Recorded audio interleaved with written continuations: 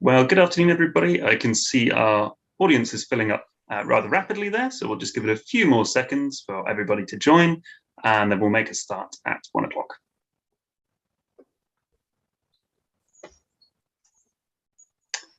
Okay, that's 1 o'clock. So good afternoon, everybody, and welcome to the Wallace Collection online, and welcome to our final talk for the year, and the Emperor's New Armour, the career and works of Conrad Zoisenhofer. This, of course, the final talk this year as a part of our Meet the Expert series, and today's talk will be delivered by Dr. Toby Capwell. So I'll be handing over to Toby in just a few moments' time, but in the meantime, as always, there's a few bits of housekeeping just to get us started.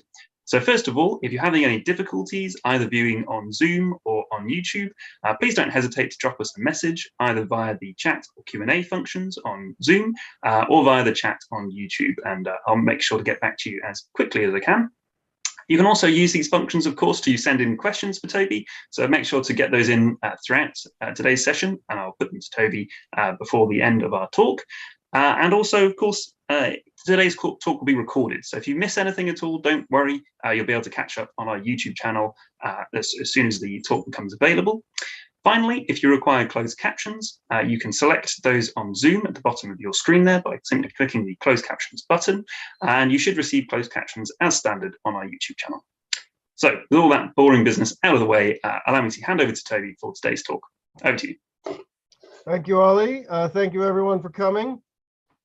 Before I begin, I would like just to acknowledge the huge debt we owe for our present understanding of the Innsbruck School of Armor Making to a number of important armor scholars of the last 100 years.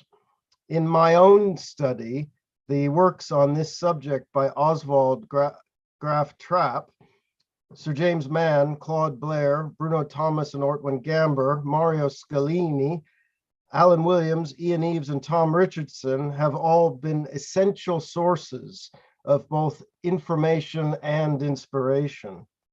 And personally, I'm very grateful to the present Count and Countess Trapp for their encouragement, to Stefan Krause for his comments and assistance, and to Pierre Turjanian for his groundbreaking work on the Emperor Maximilian and his patronage of armorers, so lavishly presented in the exhibition The Last Night, held at the Metropolitan Museum of Art in 2019. Anyone interested in the story of armor in Europe will quickly encounter places in northern Italy and southern Germany whose history is inextricably linked to the ancient art of armor. Armorers worked all over Europe, but the cities of Milan, Brescia, Augsburg, Landshut, and Nuremberg loom especially large in the literature, and rightly so. The production of plate armor required certain natural resources, iron ore, of course, but also timber, to fire forges and kilns and to make charcoal, essential for turning iron into carbon steel. The armorer's craft also benefited enormously from immediate proximity to fast-flowing rivers for transportation of raw materials and finished products, but also to drive the heavy water-powered machinery necessary for armor making on a large scale. Devices such as great trip hammers used to beat lumps of metal into flat plates, and glazing mills equipped with ranks of grinding and polishing wheels. The great medieval centers of production had ready access to all of these resources in abundance. This is just one of my favorite views of Landshut. It's a 17th century image, but it's useful for our purposes. It's right on the Isar, this very fast-flowing river, and you can see that just about everywhere that they can be placed, you have water wheels. Often, sometimes, double wheels set in different configurations, even on the little side flowing streams and things. The importance of water power can't really be overstated for an armor making city like Landshut.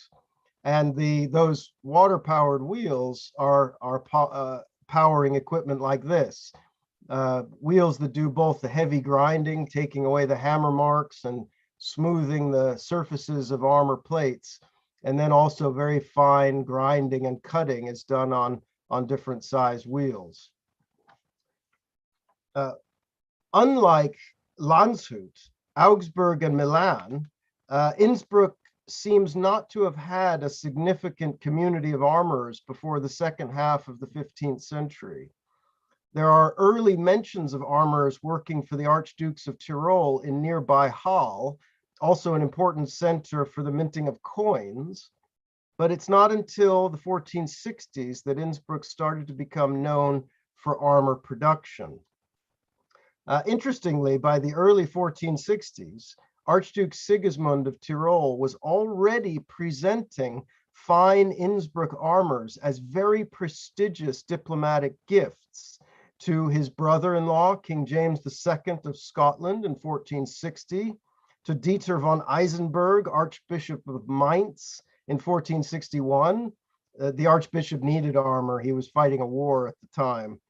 To his 6-year-old second cousin or nephew, Maximilian, more on Maximilian in a moment, and also to Maximilian's tutor, Wilhelm von Reichenau, Prince Bishop of Eichstätt, both in 1465, and to King Matthias Corvinus of Hungary and Croatia in 1468.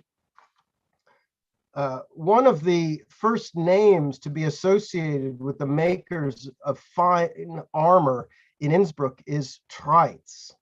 Konrad Treitz was working in Innsbruck by around 1452, and over the next 20 years, his family established themselves as one of the city's most important workshops. It has been suggested that the Treitzes may have been Italian immigrants from Trezzo to the immediate east of Milan. Now, the Duke of Milan kept a firm hold on the armorers in his dominion, and craftsmen could only emigrate if granted special permission.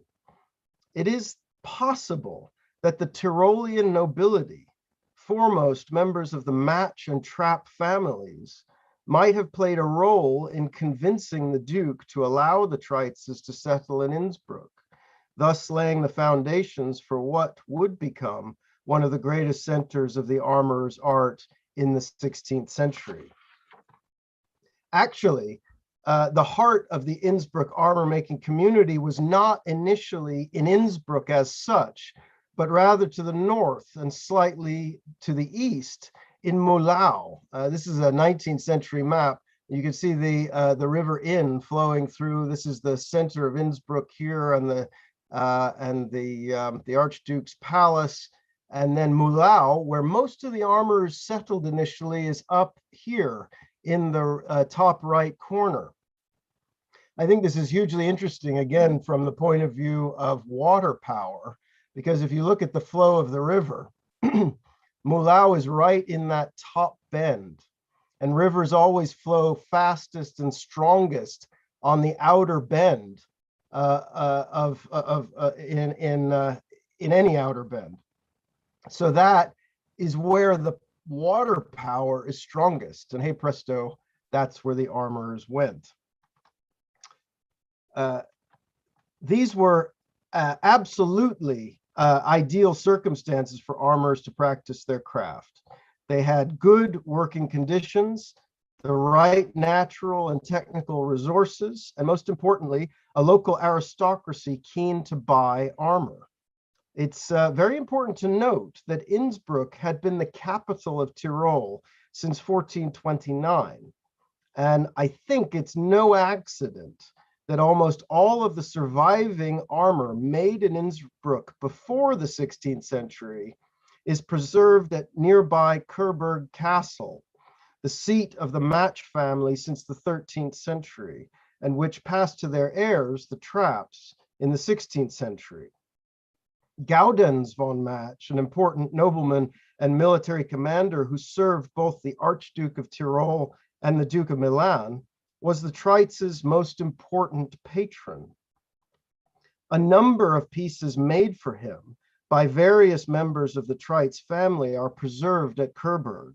Foremost, a simple but very elegant armor for war, the one on the right here.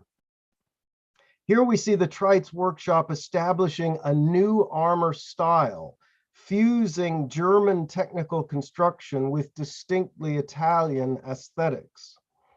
This armor is almost devoid of raised fluting, and its smooth, pristine surfaces maintain a kind of harmony with the pure human form. Crucially, it was, of course, not just the design of the plates that determined the effectiveness of an armor. The quality of the metal was paramount, as was the armorer's ability to get the most out of his material. Steel, an alloy of iron and carbon, can be heat treated to improve its protective attributes, hardness and toughness. If good steel armor is well hardened and tempered by careful heating, quenching, and reheating, it can be made twice as protective as armor forged of wrought iron. Good steel armor, therefore, can provide better protection while also being lighter in weight. Innsbruck armors not only had access to the best steel, they also had special knowledge of the difficult and subtle processes of heat treatment. In only 20 or so years, Innsbruck had become famous throughout Europe as the source of the best plate armor.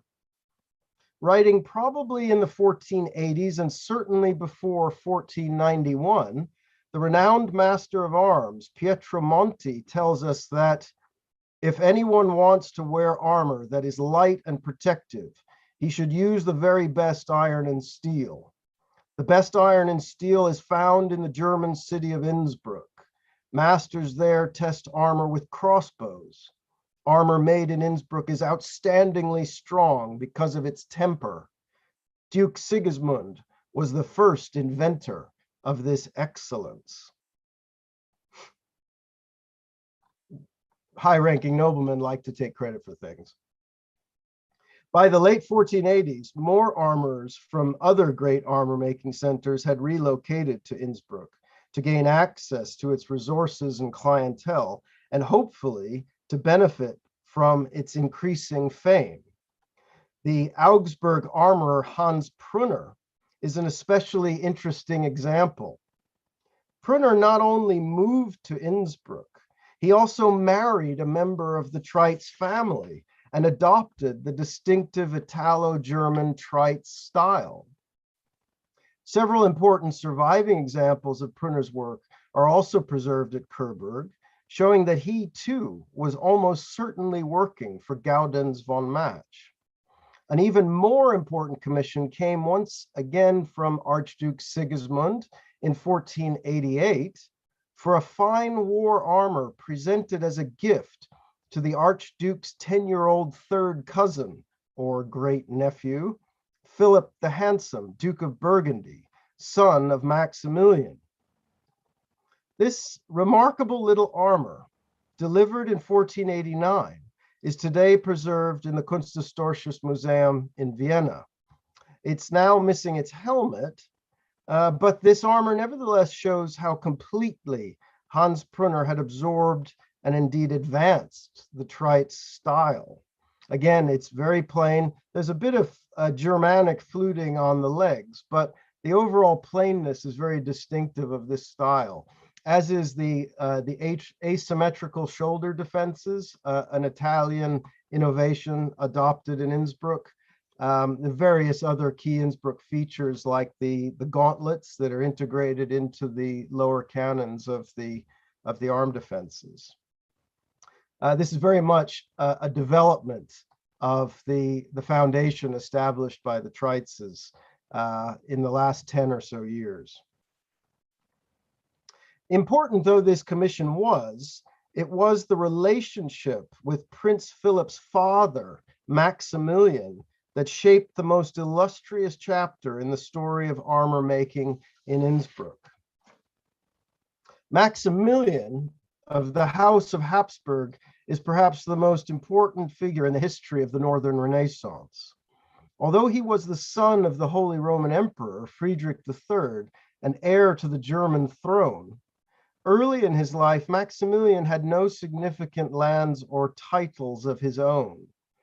Consequently, his father sought to expand German influence in Western Europe with a marriage between Maximilian and Mary, heiress of the powerful Duchy of Burgundy, diverse territories located in modern-day France, Belgium, and Holland. Mary's father, Duke Charles the Bold, had been killed fighting the Duke of Lorraine and his Swiss allies at the Battle of Nancy in January of 1477, a catastrophic defeat that exposed Burgundian lands to seizure by Louis XI, King of France. Maximilian moved very quickly. He married Mary of Burgundy in August 1477 to become Jura Uxoris, Duke of Burgundy. Now he was faced with defending his new duchy from its French and Swiss enemies. A foreign interloper who did not speak the local languages was not easily accepted, however, and Maximilian soon found that he had to win over the Burgundian and Flemish nobility, not just through favors and diplomacy, but through personal feats of arms. To do this, he needed good armor, which would protect him in battle while also transforming him into the very image of a strong, heroic, and enlightened prince, God's rightful representative on earth. In his career as a patron of the armorer's art, Maximilian started off quite well. The armor he wore on his earliest campaign in Burgundy, shown on the right, was a virtuoso performance by the celebrated master Lorenz Helmschmied of Augsburg. This and subsequent armors made for Maximilian by Lorenz Helmschmied are utterly unique creations in the high Gothic style, at once advanced technology for combat and stunning works of body art.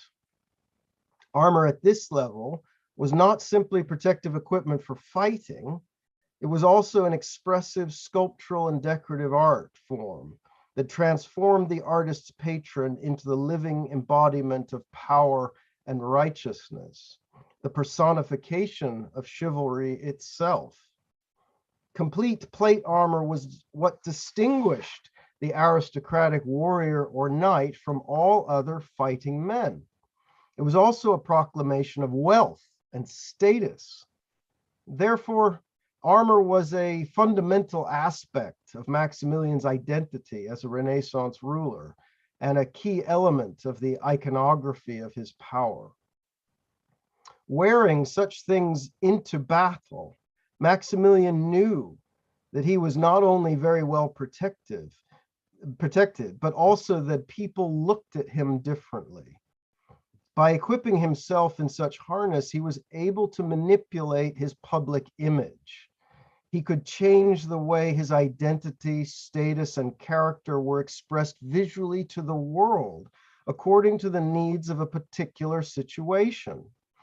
And I think it's actually quite revealing that he was soon commissioning armor from local Flemish craftsmen to create a warlike version of himself that was more familiar, more relatable to the Burgundian and Flemish aristocracy. Maximilian was crowned King of the German lands, or King of the Romans, as it was called, in 1486. And then in 1493, more importantly for today's discussion, he became Archduke of Austria when his elder second cousin Sigismund gave up the title. Innsbruck now became Maximilian's primary residence, which, as you can perhaps imagine, was an extraordinary development for the local armor-making community. Maximilian, by this time, had close relationships with armorers working in southern Germany, France, and Flanders, and yet his demand for the best armor was exceeding the production capabilities of the various independent workshops contracted to him. Maximilian continued to require diverse armors for his own personal use, but also, following the example of his predecessor, the Archduke Sigismund, he began to present armors as luxury gifts to members of his family and affinity, and to foreign rulers and diplomats. In these circumstances, it became more important than ever before that an armor from Maximilian was something very special.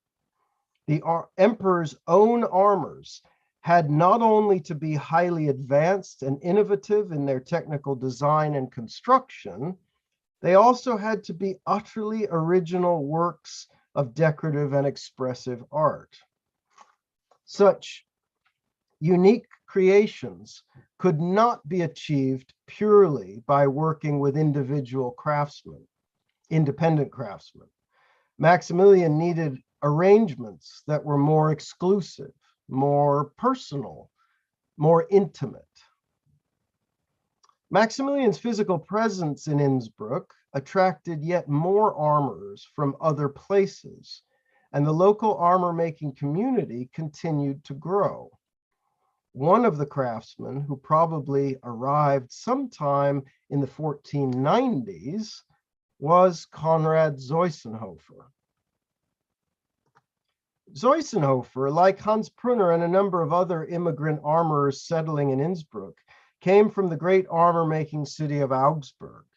Unfortunately, we know nothing of his early life and his induction into the craft of the armorer, but that training probably occurred in Augsburg. He is first recorded in 1500, by which time he was already a skilled armorer working in Innsbruck. He had clearly distinguished himself in this vibrant community of armorers by the time Maximilian made the decision to establish a court workshop there. In 1504, Conrad Zoisenhofer was employed for a period of 6 years to work exclusively for Maximilian as head of his new workshop. Now, Zoisenhofer was responsible for making armors for Maximilian's own personal use and also for presentation to Maximilian's relatives, supporters, and peers. This was an enormous challenge, given that Zoisenhofer only had 2 up. Nevertheless, he appears to have been hugely successful in this role. This image here by Hans Birkmeyer is undoubtedly the most important surviving picture of a Renaissance armorer's workshop. It shows Maximilian visiting Zoisenhofer while he and his 2 assistants are hard at work. The craftsman on the right is busy hammering out fluting, and the one in the middle is making an articulation lame, while the master himself is making an armet, a type of enclosed helmet designed primarily for heavy cavalry use. In 1509, some considerable time before his 6-year contract was due to expire, Zoisenhofer was made court armorer for life. This promotion also brought him more help in the workshop. His staff grew to 6 armorers, 4 polishers, and 2 apprentices, and their output increased dramatically. In just 4 of the following years, from 1511 to 1514, the Innsbruck court workshop produced over 1,000 complete armors and armor parts. The Wallace Collection includes several pieces made under Zoisenhofer at the court workshop during this period. Some have been acknowledged and well known for a long time, while the most important example was only identified earlier this year. The more familiar pieces are a helmet and set of complete leg armor, all that remains of what was once a very fine armor for war. The helmet is an armet, a type developed in Italy towards the end of the 14th century, very similar, in fact, to the one we just saw Zoisenhofer making in the Birkmeyer print. The armet is designed to fully enclose the head by means of hinged cheek pieces fastened at the chin, allowing the helmet to open up to accept the wearer and provided with a pivoted visor to protect the face.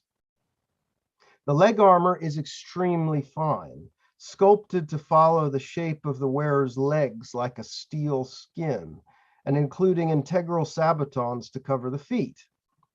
Interestingly, Zoisenhofer was sometimes ordered to make armor in the Italian style, as stated specifically in surviving records. For example, in the order for a gift armor for the papal legate, Cardinal Raymond Perrault, in 1504. I can't help but wonder if these pieces in the Wallace collection are fragments of one such armor, not a truly Italian armor, but rather the German idea of one. If we compare the Wallace pieces to another armor made by Conrad Zoisenhofer around the same time, you can see what I mean. This field armor, now in Vienna, was made in 1511 for Matthaus Lang von Wellenberg, a nobleman from Augsburg and one of Maximilian's most trusted advisors. This armor is an early example of a German Renaissance style that we still refer to today as the Maximilian style. This fashion is quintessentially German, with these groups of raised ridges or flutes embellishing most of the surfaces. This armor also has an armet, but it is of the classically German form, with a fluted skull and this very distinctive so-called bellows type visor. The Wallace Collection armet, which is a precise contemporary of the Wellenberg armor, is plainer, more Italianate, and the visor takes the angular sparrow's beak form typical of Italian armets since the early 15th century. The leg defenses represent an even stronger contrast, both in their technical construction and in their aesthetics. The whole sculptural character is different, as is the decoration. There is some fluting on the Wallace legs, but only on the side wings and the sabatons. To reiterate, we are not talking about the true Italian style of the early 16th century, but rather a German version of the Italian style, a fashion that, as we've seen, had been evolving in Innsbruck since at least the 1480s, if not earlier. We also see the visual contrast of these two styles in the pictorial art produced under Maximilian's patronage. As well as court armorers, Maximilian, of course, also had court artists, one of whom was the painter and printmaker Hans Birkmeyer.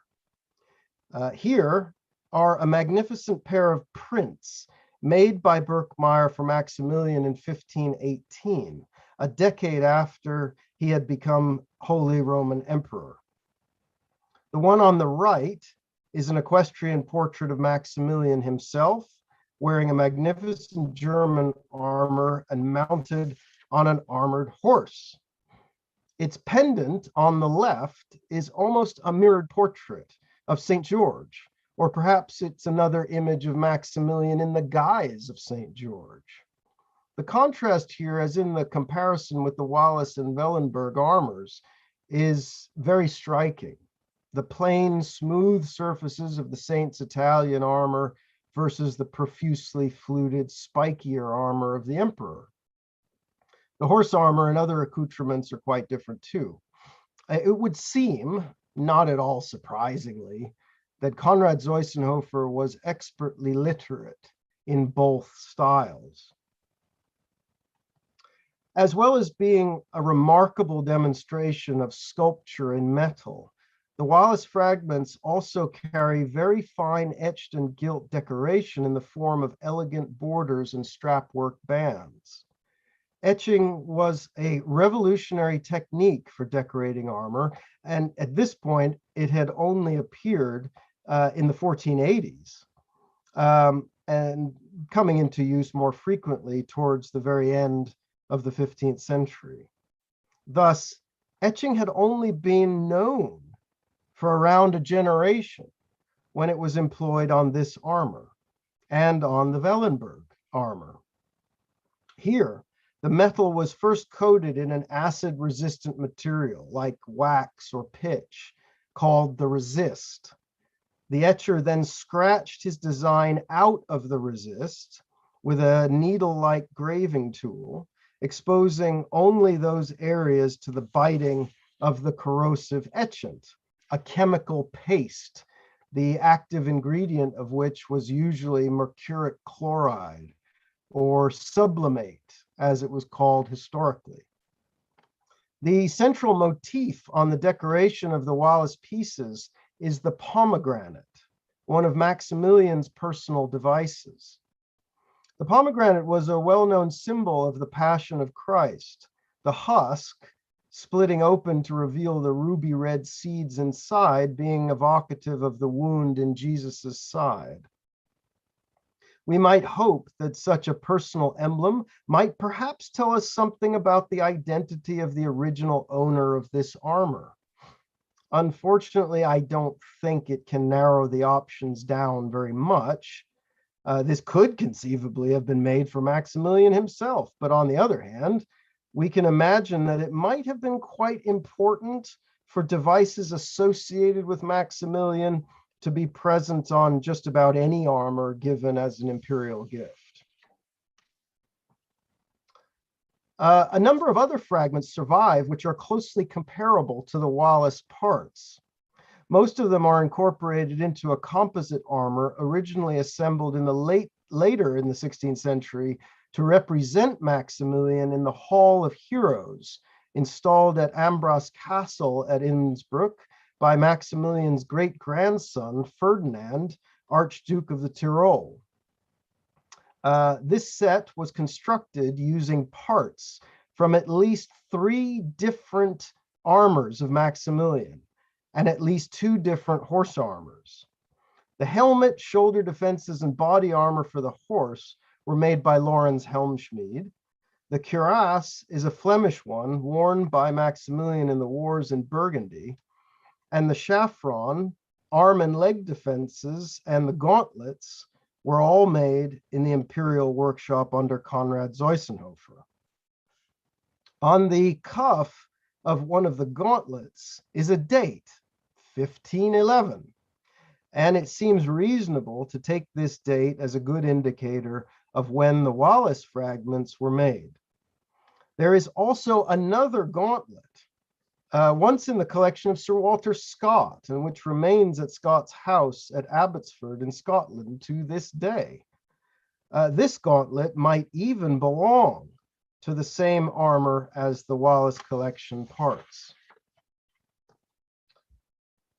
So 1511 was a busy year for Conrad Zoisenhofer, during which he and his staff made many fine armors for some of the most important noblemen of the age.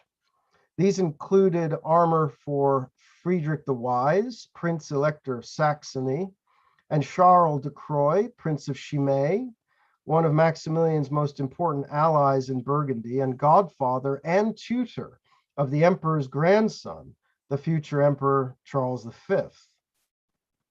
There was also the Wellenberg armor already mentioned, and several others decorated in silver and gold for King Henry VIII of England and other prominent English noblemen, and other armors for Heinrich IV, Duke of Brunswick, Jakob Fuchs von Fuchsberg, another important Tyrolean aristocrat, Erhard von Polheim, a member of an upper Austrian noble family with close personal ties to Maximilian, Aloisio Gonzaga, Marquis of Castel Goffredo, a young Italian condottiero in the service of the empire, and an unfortunately unidentified Duke of Scotland.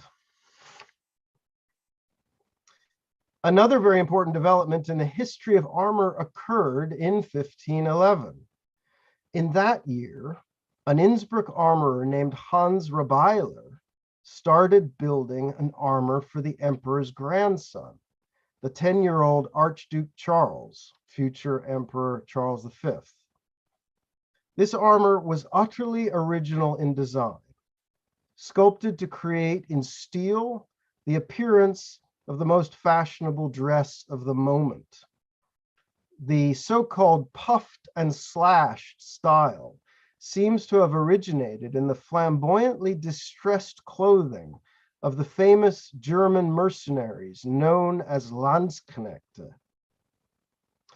Here, the outer-facing material of the doublet and hose was cut with slashes to reveal an interlining of a contrasting color. Color combinations and slashing patterns varied endlessly. The style had burly, muscular military associations at the same time as projecting fantastic luxury. The style rapidly caught on in aristocratic courtly circles. And since armor is clothing, it was only a matter of time, very little time in fact, before armors in the puffed and slashed style appeared. And they surfaced first in Innsbruck in the form of this little armor. Note how the puffing and slashing is arranged in horizontal bands, with those on the legs seeming to droop under the influence of gravity. This armor was unfortunately never finished. It's possible that the young Archduke outgrew the armor before it could be completed. He may have been growing faster than the armorer could work, or it may have taken too long to begin the project in the first place. It's also possible that the armorer was not being paid on time, and so he stopped working on the project, giving the boy time to outgrow it before it could be worn. The next attempt at this new ostentatious style was also made for Charles, probably as a second run at the same gift idea. And this one was completed in 1514. This masterwork of Renaissance armor making was not made by Hans Rabeiler, but in the Imperial court workshop under Conrad Zoisenhofer, and is preserved today in the Kunsthistorisches Museum. This is the earliest complete armor to follow contemporary military and court fashion. Not only does the form of the steel plates evoke the billowing volume of textile dress, it actually incorporates real textile in its construction. Very rich purple silk velvet has been laid into these vertical recessed bands and then overlaid with these fabulous pierced copper gilt panels. Interestingly, after the plates had been finished and etched, Zoisenhofer sent the new complete armor to Augsburg, where this goldsmith's work was added. Notably, between 1512 and 1514, when this second boy's armor was on his workbench, Conrad Zoisenhofer and his staff also made a near identical one for the impressive 6'2" frame of King Henry VIII of England. This adult version of the design was delivered to King Henry in 1514 by Hans Zoisenhofer, Conrad's brother, who had moved to Innsbruck from Strasbourg to work in the Imperial workshop. It's likely that Hans worked on Henry's armor, and he probably needed to be present at the delivery to carry out a final fitting with the king personally in England. Sadly, the only fragment of this historic gift from the Emperor Maximilian to his young ally, King Henry, is this helmet, now in the Royal Armories. The mask is a portrait of the 55-year-old emperor himself, and on the skull, we can see the recessed panels that would have held the velvet and copper gilt strap work, now long lost. This daring idea of rendering the fashionable base or pleated skirt in steel seems to have become a signature of the Imperial workshop. Here's another one made under Conrad Zoisenhofer between about 1512 and 1515. This one is somewhat less ornate than that of the boy's armor, but it is still very fine. You can see the diagonal slashes placed over etched and gilt bands, simulating strips of cloth of gold. Note also the embossed ribs between the slashed panels. Those will become more important in a moment. Again, Henry VIII's gift armor had a steel base, like the one on the boy's armor, and it seems to have made a big impression on him. Inspired by Maximilian's example, and perhaps frustrated by the fact that he could not respond to the gift with one in return, Henry set about founding his own court workshop, which ultimately would be based at the Royal Palace at Greenwich. This armor was made just a year or so after the receipt of the gift armor. This is the first creation of Henry's own court workshop, staffed by Flemish and German craftsmen. This is a fascinating armor, I think, because it embodies the process of Henry's quest to create his own unique court style. Here he's combining elements of different contemporary styles in an effort to produce something uniquely Henrician.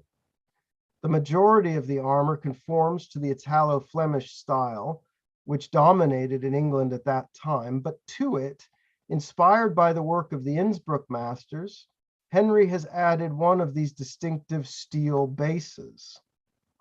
Although we are now looking at the work of craftsmen in England, this is nevertheless a fascinating demonstration of the far-reaching influence of the innovative creations of the Imperial workshop at Innsbruck.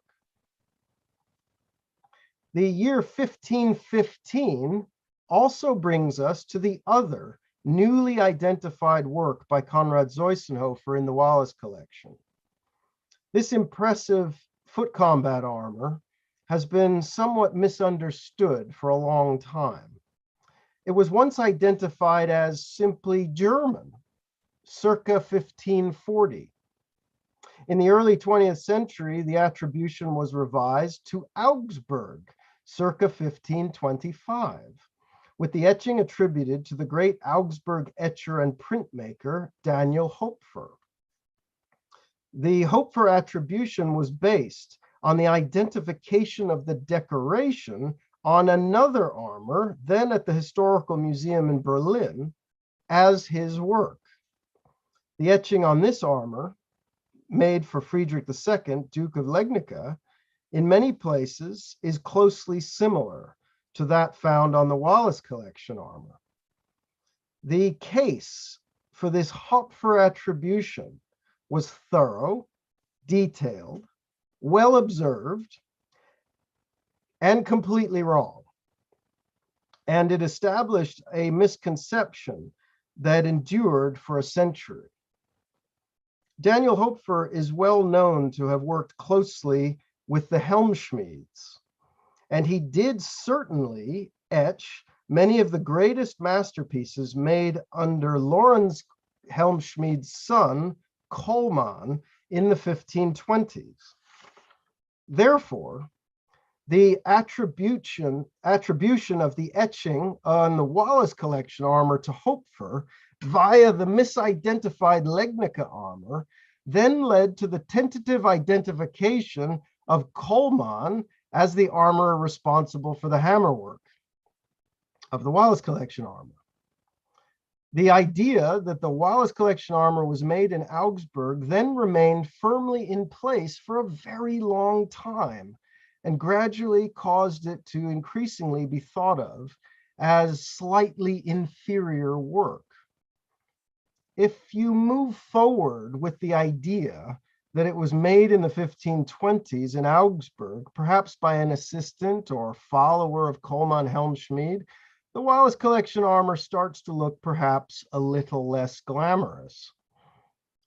but this is because the path of investigation quickly leads one to compare it with armors in the Landsknecht style that really were made in the 1520s by Kollmann Helmschmied. And here they are. On the left, the remains of a Landsknecht garniture made in 1523 by Kollmann for Wilhelm von Rogendorf, a military commander in the service of Charles V. And on the right, these parts from a slightly later armor in the same style, but with even more lavish decoration, probably made for Jerzy Hercules Radziwill, a powerful Polish nobleman in about 1525. The Rogendorf armor in particular is one of the most famous of all Renaissance armors and was already a celebrated attraction of the Imperial Armory in Vienna by the early 19th century.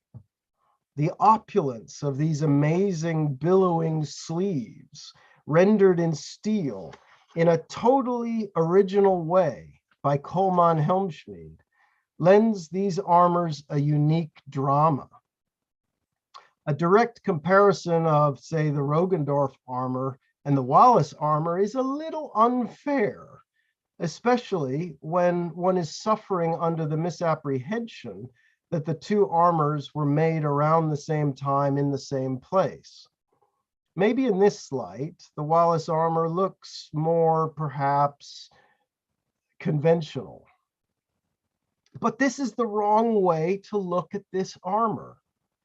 My recent research has shown that, in fact, this armor was made not in Augsburg circa 1525, but rather in about 1515 at the Imperial Court workshop under Conrad Zoisenhofer. This makes it, along with the two boys' armors of Charles V, one of the earliest examples of the Landsknecht fashion rendered in steel, made nearly a decade before the Helmschmied examples, a style created in Innsbruck and only later adopted by craftsmen in Augsburg. Just look at it, alongside its closest relatives. This is one of many examples in the history of art of when you know where and how to look, the truth starts to become clear.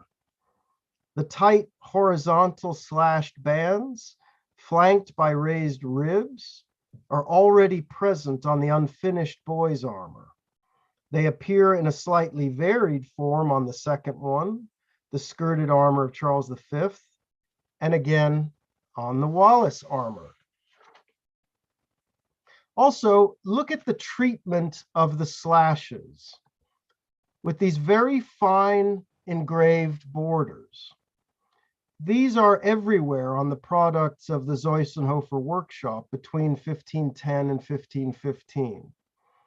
Here they are on the boy's armor, on a pauldron from an otherwise lost field armor in Vienna, and on this fabulous Zoisenhofer jousting helmet, now in Moscow. Incidentally, there are also elaborations of this engrailing wherein each cusped point or every other one becomes a little club or trefoil through the addition of a trio of etched dots. Such variations of the engrailed border are found on the boy's armor, on parts of another contemporary Innsbruck Landsknecht garniture now in the Royal Armories in Leeds, and on the Duke of Legnica's armor, now in Moscow. Remember, the misidentification of the etching on this armor is what led to the mistaken attribution of the Wallace Collection armor. It turns out that the Moscow armor is yet another creation of the Zoisenhofer workshop, also made around 1515, and also carrying many of the other classic Zoisenhofer signature features, which we can now recognize. Not just the engrailed borders, but also the alternating sunken banding on the breast and back plates, the small recessed slashes, the converging flutes on the elbows, which recall the composite Maximilian armor from Ambras, and of course, the fabulous steel base. There's one other thing about the etching on the Wallace Collection armor that I must mention. As we've seen, this armor, along with the two boys' armors of the future Charles V, represents one of the earliest expressions of the idea of representing rippling cloth in hardened steel. This armor is sculpted to look like puffed and slashed textile, and fire gilded to suggest a cloth of gold interlining showing through the multitude of slashes. So far, in that, it follows the example of the second boy's armor. But the Wallace Collection armor adds something new to the idea as well. All of the smooth areas between the slashed bands have been etched to simulate the pattern of rich, voided silk velvet. This decoration has also been executed in what was then an innovative new method of etching. Let's call it raised etching. Here, rather than scratching out the design from the resist, the design is being painted on with the resist. This produces a quite different visual effect, since it is the background being bitten down into the metal while the design remains proud. Now, with most German raised etching, the background is filled with tiny granulations created by painstakingly applying minute dots of resist with a small brush, or perhaps even a pig's bristle. But here, uniquely, we don't have these granulations. We find these little U-shaped forms instead. These tiny details represent a weaving technique called allucciolato in Italian, which refers to stars shining in the night sky. If we look closely at a piece of real Italian silk velvet of the period, we find these little loops of gold wire that have been pulled up through the velvet pile. They add a unique sparkle to what is already very rich textile. Isn't that wonderful? On the Wallace armor, a revolutionary new etching technique has been used in a cunning way to suggest playfully that what we are looking at is in fact not steel, but luxurious velvet. Conrad Zoisenhofer died in 1517, and Maximilian followed him to the afterlife less than 2 years later. Their unique relationship, an artist and his patron, endures in a way on Maximilian's cenotaph in Innsbruck. Here, this extraordinary monument is surmounted by a life-size sculpture of the emperor kneeling in prayer. Of all the armors he might have worn in this image, the one he has chosen is a Zoisenhofer armor.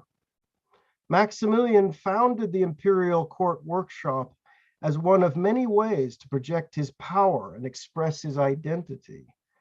And now his armor plays that role for eternity. If you'd like to read more about my work on the Landsknecht armor in the Wallace Collection, do have a look at the recent volume, Arms and Armor, History, Conservation, and Analysis, Essays in Honor of David Edge. With the correct identification of this important armor, the Wallace Collection has gained a masterpiece by Conrad Zoisenhofer, one of the greatest ever practitioners of the art of armor.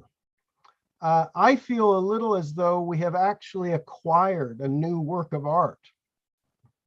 And that, for a curator of a closed collection, is very exciting indeed. Thank you. Well, thank you so much, Toby, for absolutely fascinating talk. Just looking at our comments on YouTube there, we've had thank you so much for this presentation. We've had a fantastic stuff through from, let me just have a look there. Fu was here. Lots of lovely comments, and I couldn't agree more. It's been thoroughly enjoyable. Just to answer a quick question for anybody who's joined the talk a little later today, today's talk will be recorded, and the recording will be available on YouTube very soon, so don't worry if you have missed anything. But we've got a few questions already, so I'm going to jump to those straight away.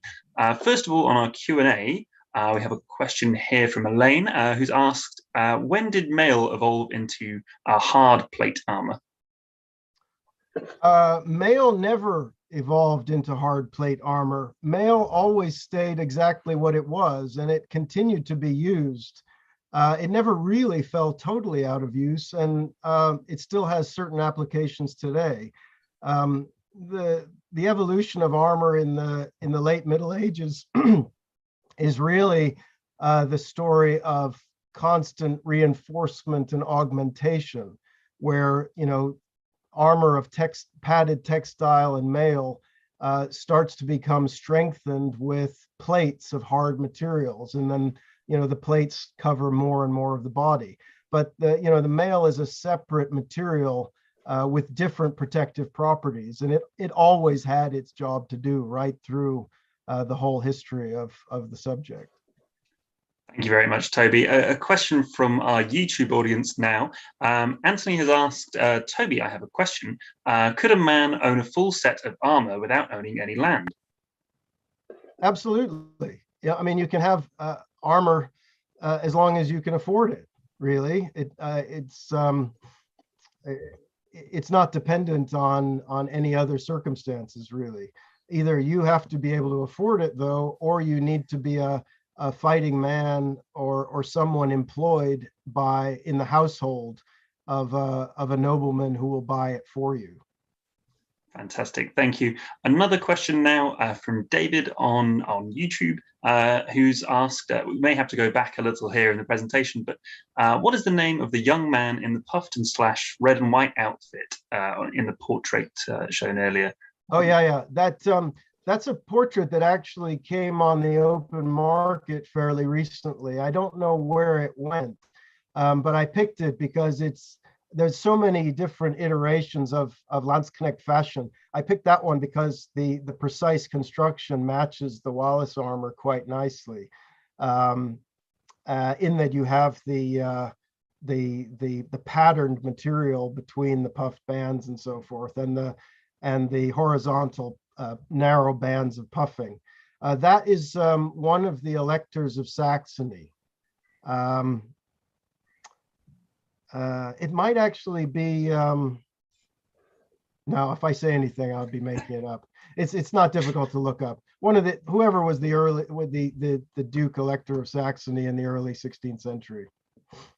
Thank you very much. A question now from our Zoom audience. This is from Fred Ryle, who's asked, or rather said, there's a comparable puffed and slashed arm piece in the reserves at Glasgow with a raised slash central band flanked by two narrow raised ribs. Is there a study on this piece to see if whether it's a Zoisenhofer or Innsbruck piece? Yeah, I discussed that vambrace in my chapter on the Wallace Collection armor in David Edge's Festschrift.